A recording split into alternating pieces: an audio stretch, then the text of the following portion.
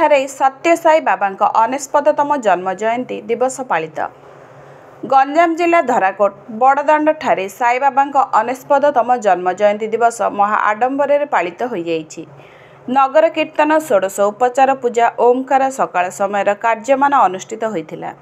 संध्या समय मुख्य अतिथि सानखेमुंडी निर्वाचन मंडलीर विधायक प्रार्थी इंजीनियर उत्तम कुमार पाणिग्राही गोपाल कृष्ण जेना जोगदे दीप प्रज्वलन करथिले। कुनि कुनि पिला माने स्वागत संगीत परिवेशन करथिले।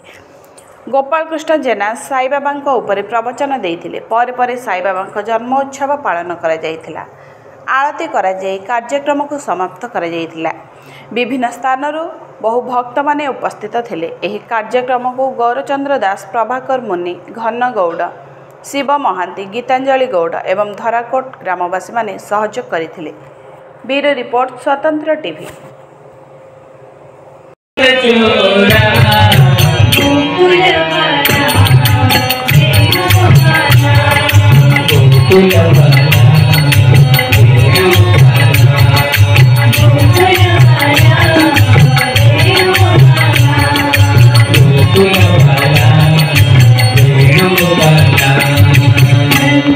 सुंदर गोटे प्रोग्राम करने धराकोट एत जन साई को भक्त अच्छा समस्त श्रद्धा अच्छी भगवान प्रति गोटे सद्गुरु साई बाबा जन सद्गुरु गोटे स्पिरिचुअल गुरु से लोक कष्ट के सही पारते समस्त कष्ट दूर करने सब चेष्टा करती।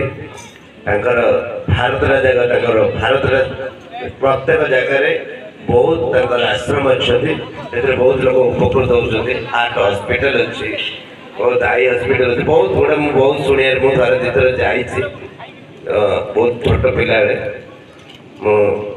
बहुत कथा शुणी जेहेतु आपण मैंने समस्ते साई भक्त साई बाबा आशीर्वाद समस्त पाखे थाऊ समस्त भल रुहतु समस्ते उन्नति करूँ। गुरु सद्गुरु हेले भगवान पाखे पहुँचापी गोटे रास्ता जेहेतु सी आम सद्गुरु सी आम भगवान को डायरेक्ट पाइबाटा जो कष्ट एत सहज नुह कि सद्गुरु द्वारा आम भगवान पाखे पहुँच पार आम से आम आत्मा निर्मल होगा दरकार। आम सब भगवान को आम हृदय सब मन पकाया दरकार। मनीष सब विभिन्न काम व्यस्त रहे सब निज भर आत्मगर्व सब मोर टंका अच्छी मोर पैसा अच्छी मोर सब अच्छी मु बड़ मु अधिक जानिबार इस समस्त मन भीतर गर्व कनिष्ठ समस्त दिव्य आत्मा को मोर हृदयर सप्रेम साईराम। सर्वोपरि आज धराकोट ग्राम आरंभ करी सारा विश्व भगवान श्री सत्य साई बाबा अनेशतम जन्म वार्षिक उत्सव महोत्सव चालू रही। अवसर में भगवान निराकार परम ब्रह्म साकार धारण करी संसार को से कहीं आसिले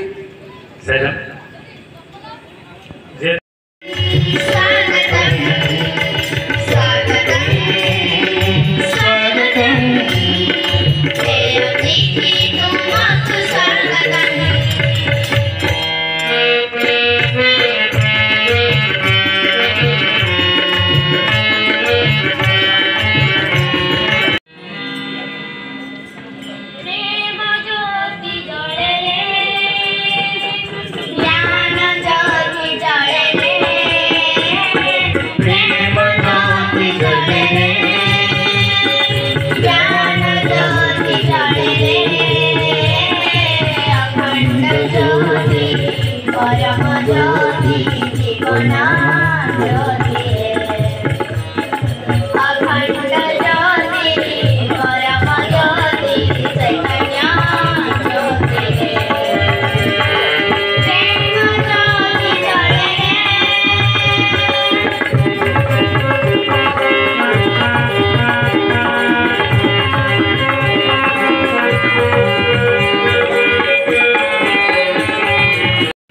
ପରିଚୟଟା ଆପଣ ନାଁଟା କୁହନ୍ତୁ। ମୁଁ ହେଉଛି ଗୌରଚନ୍ଦ୍ର ଦାସ, ଗ୍ରାମ ଧରାକୋଟ। ମୁଁ ଗୋଟେ ସତ୍ୟ ସେବା ସଂଗଠନରେ ସକ୍ରିୟ ସଭ୍ୟ। ଆଜି ଆଜି ହେଉଛି ପବିତ୍ର 89ତମ ଜନ୍ମ ମହୋତ୍ସବ। ଏହି ମହୋତ୍ସବକୁ ଆମ ଧରାକୋଟ ସେବା ଗ୍ରୁପ ଅତି ଶ୍ରଦ୍ଧା ସହିତ ଏବଂ ଉତ୍ସାହ ସହିତ ପାଳନ କରେ। ଭଗବାନ ବାବା ହେଉଛନ୍ତି ଗୋଟେ ପ୍ରେମର ରୂପ, ସେବା ଅବତାର। ସେବାକୁ ସେ ସଦାବେଳେ ଗୁରୁତ୍ୱ ଦେଇଥାନ୍ତି ଏବଂ ସମସ୍ତଙ୍କୁ ପ୍ରେମ କର, ସମସ୍ତଙ୍କୁ ଭଲ ପାଅ, ସମସ୍ତଙ୍କର ସେବା କର। ଏହି ହେଉଛି ତାଙ୍କର ନୀତି। ତେଣୁ ସେଇ ଭଗବାନ ବାବାଙ୍କର ଏହି ପବିତ୍ର 89ତମ ଜନ୍ମ ମହୋତ୍ସବ ସେଥିପାଇଁ ଆମେ ପାଳନ କରୁଛୁ। ଭଗବାନଙ୍କର ଏହି ବାର୍ତ୍ତା ସମସ୍ତଙ୍କ ହୃଦୟରେ ପହଞ୍ଚୁ। ସମସ୍ତେ ସେଇ ଭଗବାନ ବାବାଙ୍କର ପବିତ୍ର ବାଣୀକୁ ମନେ ରଖନ୍ତୁ ଏବଂ ସମସ୍ତେ ଭଲ ପାଆନ୍ତୁ, ସମସ୍ତଙ୍କର ସେବା କରନ୍ତୁ।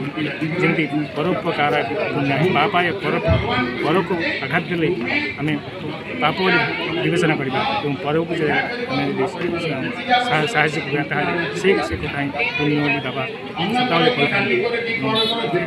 ଏହି ଅବସରରେ ସମସ୍ତଙ୍କୁ ଅନୁରୋଧ କରୁଛି ସେଇ ବାବାଙ୍କର ବାଣୀକୁ ସମସ୍ତେ ଧନ୍ୟବାଦ ଏବଂ ଭଗବାନ ବାବାଙ୍କର ଏହି ବାଣୀ ସମସ୍ତଙ୍କୁ ଚାଲିବ। ଧନ୍ୟବାଦ।